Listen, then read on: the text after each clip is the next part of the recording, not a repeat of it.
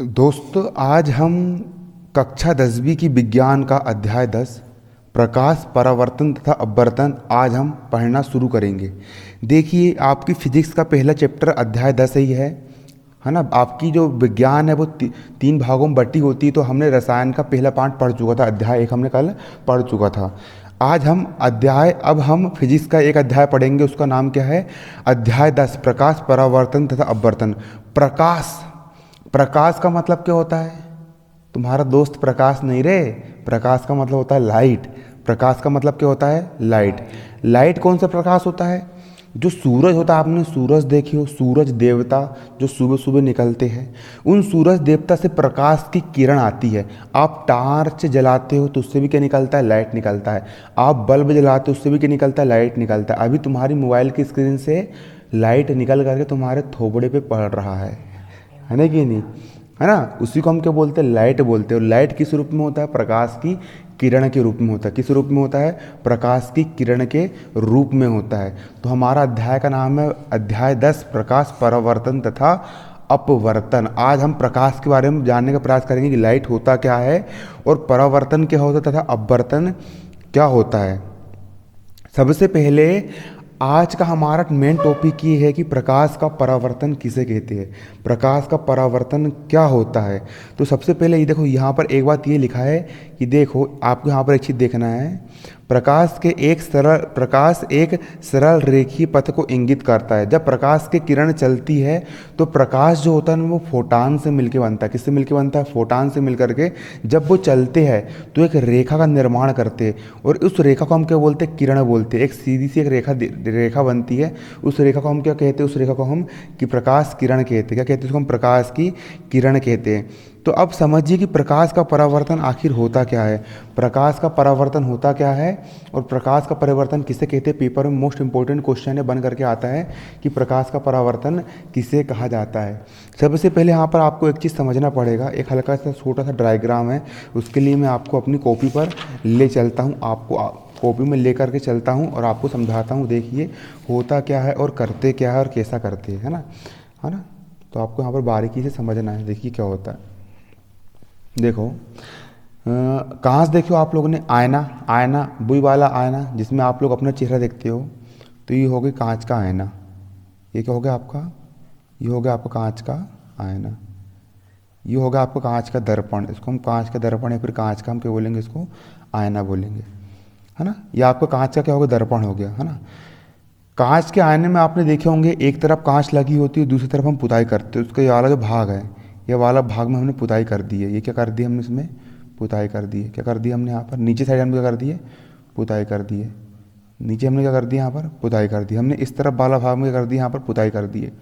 पुताई कर दी है, कर दी पुताई, है ना। अब देखिए, ये कांच का एक सतह हो गई। कांच की क्या होगी? सतह होगी। यहाँ पर यदि आप अपना चेहरा देखोगे तो आपको यहाँ पर अपना चेहरा दिख जाएगा और इस तरफ से चेहरा नहीं दिखेगा, क्योंकि इस तरफ आपने क्या कर दी हो? यहाँ पर दर्पण में पॉलिश कर दी हो। क्या कर दी हो आपने? दर्पण में पॉलिश कर दी हो। अब क्या होता है कि आपने देखे होंगे कि जब कभी भी हम आईना को हम रोशनी में ले जा करके जाते हैं और जब हम किसी पर हम रिफ्लेक्ट करते हैं, है ना, तो देखिए होता क्या है कि अब जैसे कि प्रकाश है, प्रकाश का मतलब लाइट, प्रकाश की एक किरण, प्रकाश की किरण देखो चल करके आती है। सूर्य से प्रकाश की किरण चल करके आती है। सूरज से प्रकाश की किरण चल करके आई। ये प्रकाश की किरण है। ये प्रकाश की किरण चल करके यहाँ पर आई आई और जैसी आएगी और वो दर्पण से टकराएगी तो क्या होगा? वो वापस लौट जाएगी। देखिए, प्रकाश की किरण इधर से आती है और दर्पण के किसी बिंदु पर टकराती है और टकराने के बाद क्या होती है? चली जाती है, वापस चली जाती है। अपनी दिशा में क्या होती है? लौट जाती है। वापस क्या होती है? चली जाती है प्रकाश की किरण, है ना। तो होता क्या है, ये प्रकाश की किरण आ रही है, तो जो प्रकाश की किरण आ रही है वह प्रकाश की किरण वापस चली जाती है। तो जब देखो, ये वाला जो माध्यम है, यहाँ पर हवा भरी है। यहाँ पर क्या भरी है? हवा भरी है। इस माध्यम में क्या भरा हुआ है? हवा है। और ये कांच का माध्यम है। कौन सा माध्यम है? कांच का माध्यम है। ये हवा वाला माध्यम है और ये कौन सा माध्यम है? ये कांच वाला क्या है? आपका माध्यम है। ये हवा का माध्यम है और ये कांच का माध्यम है। क्लियर।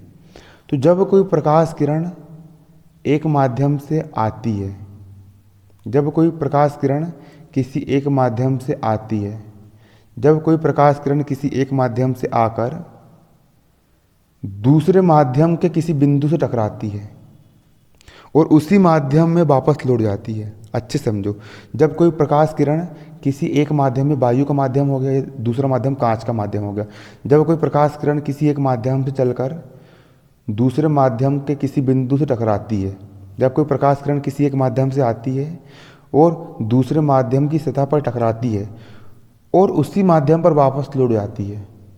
क्लियर? तो इस घटना को हम प्रकाश का परावर्तन कहते हैं। फिर से, जब कोई प्रकाश किरण किसी एक माध्यम से चलकर दूसरे माध्यम के किसी बिंदु पर टकराती है और उसी माध्यम पर वापस लौट जाती है, इस घटना को हम क्या बोलते हैं? प्रकाश का परावर्तन कहते हैं। अब देखिए, इस बिंदु पर हम एक लंब रेखा खींचेंगे। लंब रेखा का मतलब ये होता है वह रेखा जो 90 अंश का कोण बना है। तो यहाँ पर और यहाँ पर बनने वाला जो कोण है 90 अंश का कोण है, समकोण बन रहा है। यहाँ पर ये देखो, यहाँ पर ये एक रेखा ये वाली हो गई और एक रेखा ये वाली हो गई, समकोण बन रहा है। तो इस बिंदु पर लंब जो रेखा होगी उसको हम, है ना, एक बिंदु यहाँ पर लंब रेखा, देखिए। तो अब समझो नामकरण कैसे करते हैं। जिस बिंदु पर प्रकाश की किरण टकराती है, जिस बिंदु पर प्रकाश की किरण टकराती है, इस बिंदु को हम आपतन बिंदु कहते हैं। क्या बोलते हैं इसको हम? आपतन बिंदु। अच्छे से समझना इसको बारीकी से ना। इसको हम क्या बोलते हैं? आपतन बिंदु कहते हैं। जिस बिंदु पर प्रकाश की किरण आकर के टकराती है उस बिंदु को हम आपतन बिंदु कहते हैं। उस बिंदु को हम क्या बोलते हैं? आपतन बिंदु कहते हैं। क्लियर? आपतन बिंदु पर आपतन बिंदु कहते हैं। अब आपतन बिंदु पर जो रेखा लंब होती है, मतलब 90 अंश का कोण बनाती है ना, आपतन बिंदु पर लंब रेखा, आपतन बिंदु पर लंब रेखा क्या कहलाता है? अभिलंब कहलाती है। क्या कहलाती है? अभिलंब कहलाती है। आपतन बिंदु पर लंब रेखा अभिलंब कहलाती है। आपतन बिंदु पर लंब रेखा अभिलंब कहलाती है। आपतन बिंदु पर लंब रेखा अभिलंब कहलाती है। आपतन बिंदु पर लंब रेखा अभिलंब कहलाती है। क्लियर? जो प्रकाश की किरण आती है, आई ना प्रकाश की किरण, जो प्रकाश किरण आती है उसको हम आपतित किरण बोलते हैं। उसको हम क्या बोलेंगे? आपतित किरण बोलेंगे। उसको हम क्या कहेंगे? आपतित किरण कहेंगे इसको हम। जो प्रकाश की किरण आती है उसको हम क्या बोलते हैं? आपतित किरण कहते हैं। क्लियर? जो प्रकाश की किरण जाती है, देखो परावर्तित होकर चली गई, तो जो प्रकाश की किरण परावर्तित होती है, ये किरण देखो उधर से आई और टकराने के बाद परावर्तित हो गई ना, तो जो प्रकाश की किरण परावर्तित होती है उसको हम परावर्तित किरण कहते हैं। इसको हम क्या बोलते हैं? उसको हम परावर्तित किरण कहते हैं।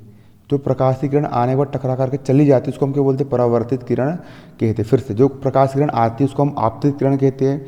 जो प्रकाश की किरण टकराने के बाद चली जाती है उसको हम बोलते हैं परावर्तित किरण कहते हैं। अब आपतित किरण और अभिलंब, फिर से, आपतित किरण और अभिलंब के बीच का कोण आपतन कोण कहलाता है। कोण क्या कहलाएगा? कोण बन रहा है, इसको बोलते हैं आपतन कोण।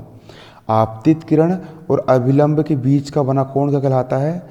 आपतन कोण कहलाता है। ये कौन सा कोण है? ये हमारा है आपतन कोण। ये हमारा है कौन सा कोण है? ये हमारा है आपतन कोण। ये हमारा क्या? आपतन कोण। आपतित किरण और अभिलंब दोनों के बीच बना कोण क्या कहलाता है? आपतन कोण कहलाता है। इसी प्रकार परावर्तित किरण और अभिलंब के बीच बना कोण, क्या बोला मैंने? परावर्तित किरण और अभिलंब के बीच बना कोण, इसको हम क्या बोलेंगे? इसको हम बोलेंगे परावर्तन कोण। परावर्तन कोण कहते हैं। क्लियर है ना? परावर्तित किरण और अभिलंब के बीच बना कोण, परावर्तित किरण और अभिलंब के बीच बना कोण, इसको हम क्या बोलते हैं? परावर्तन कोण कहते हैं। है ना? उम्मीद करता हूँ आप देखो। और ये जो जिस तल पर ये टकराती है, जिस तल पर ये क्या करती है, जिस तल पर ये दोनों प्रकाश की किरण टकराती है, इसको हम क्या बोलते हैं? परावर्तक तल बोलते हैं। क्या बोलते हैं? इसको हम परावर्तक तल कहते हैं। तो प्रकाश का परावर्तन क्या होता है? जब यदि कोई प्रकाश किरण किसी एक माध्यम से चलकर, है ना, यदि कोई प्रकाश किरण किसी एक माध्यम से चलकर दूसरे माध्यम की सतह से टकरा करके उसी माध्यम में वापस लौट जाती है, तो ये घटना क्या कहलाती है? प्रकाश का परावर्तन कहलाती है। डायग्राम किसका है? यह है प्रकाश का परावर्तन। अब प्रकाश के परावर्तन के दो नियम होते हैं, है ना? प्रकाश के परावर्तन के दो नियम होते हैं।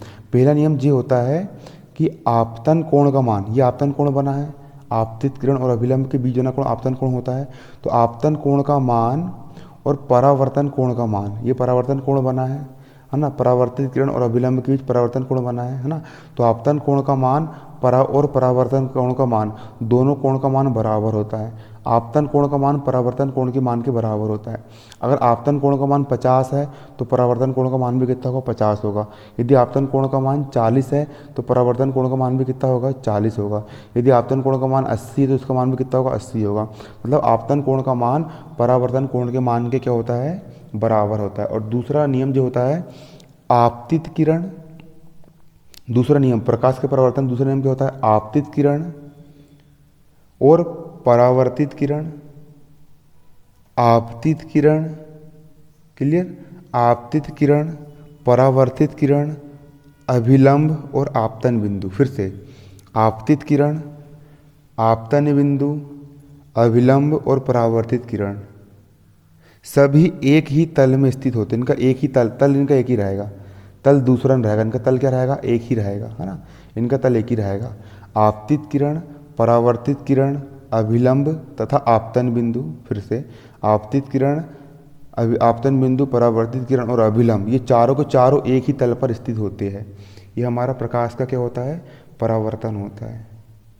धन्यवाद। जय हिंद, जय भारत।